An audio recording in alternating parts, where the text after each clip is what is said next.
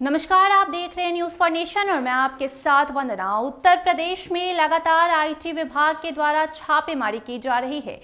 जी हां, पहले पीयूष जैन के यहां छापेमारी की गई, जहां से करोड़ों कैश और कई अहम दस्तावेज बरामद किए गए और उसके बाद पुष्पराज जैन के सभी ठिकानों पर छापेमारी की गई। और अब बारी इत्र कारोबारी के बाद गुटखा कारोबारी की है। जी हां, बता दें कि वाराणसी के गुटखा कारोबारी के सभी ठिकानों पर लगातार छापेमारी की जा रही है और उत्तर प्रदेश में सिर्फ छापेमारी ही नहीं बल्कि माफियाओं के ऊपर भी कड़ी कार्रवाई की जा रही है। तो आइए हम आपको बताते हैं कि क्या कुछ बरामद किया जा रहा है और किस तरीके से ये पूरी छापेमारी की जा रही है वाराणसी में।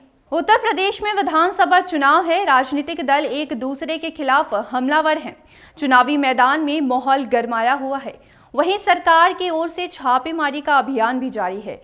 इत्र कारोबारी के ठिकानों पर कानपुर और कन्नौज में छापेमारी के बाद वाराणसी में सीजीएसटी की टीम की छापेमारी शुरू हो चुकी है।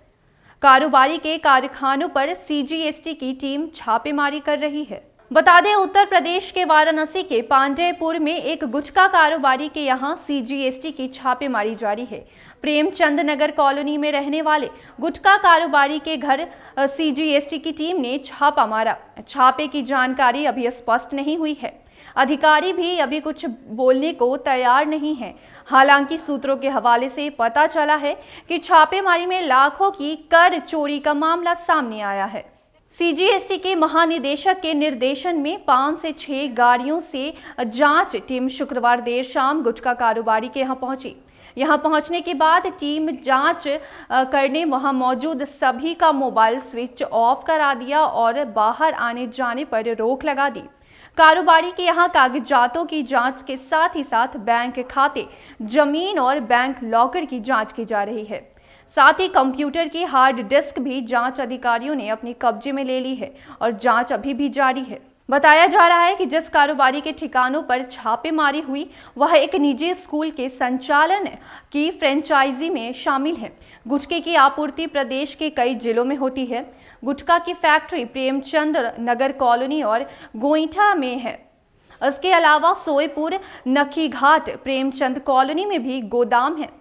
उधर गुटखा कारोबारी के यहां सीजीएसटी की छापेमारी से अन्य कारोबारियों में भी हड़कंप मचा हुआ है। तो बता दें कि उत्तर प्रदेश में विधानसभा चुनाव होने वाले हैं और उसके पहले लगातार एक के बाद एक बड़े छापे मारे जा रहे हैं। जी हां, पहले पीयूष जैन के यहाँ छापेमारी की गई, जहां से करोड़ों कैश बरामद हुए। यहां तक कि पैसों को गिनने के लिए मशीनें मंगानी पड़ी। उसके बाद पुष्पराज जैन के यहाँ यानी कि उनके सभी ठिकानों और घरों पे छापेमारी की गई। और ये भी बताया जा रहा है कि जो पुष्पराज जैन हैं वो समाजवादी इत्र लॉन्च करने वाले ही वो कारोबारी हैं और उन्होंने ही समाजवादी इत्र लॉन्च किया था। तो एक तरफ जहां लगातार छापेमारी जारी है और पीयूष जैन और पुष्पराज जैन के बाद ये छापेमारी अब गुटखा कारोबारी जो कि वाराणसी में है वहां उनके बहुत सारे ठिकानों पर लगातार छापेमारी जारी है और कई दस्तावेज भी वहां से बरामद किए जा रहे हैं। तो इन सभी छापेमारी के बाद अब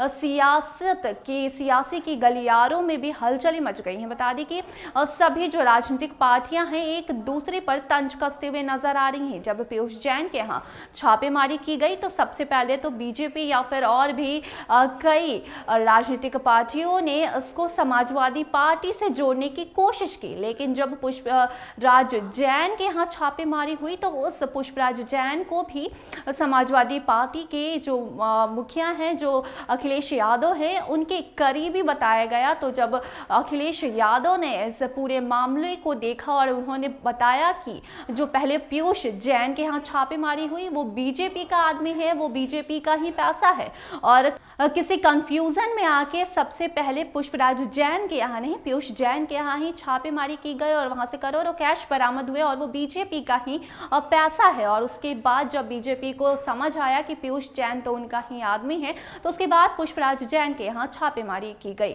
और अब इन दोनों छापेमारी के बाद करोड़ों कैश बरामद किए गए और उसके बाद अब गुटखा के जो कारोबारी हैं जो कि वाराणसी में हैं, उनके सभी ठिकानों पर लगातार छापेमारी जारी है। तो देखना अब ये होगा कि इन छापेमारी में क्या कुछ बरामद किया जाता है और किस तरीके से आगे इस मामले को देखा जाता है। तो फिलहाल के लिए इतना ही। देखते रहे न्यूज़ फॉर नेशन। धन्यवाद।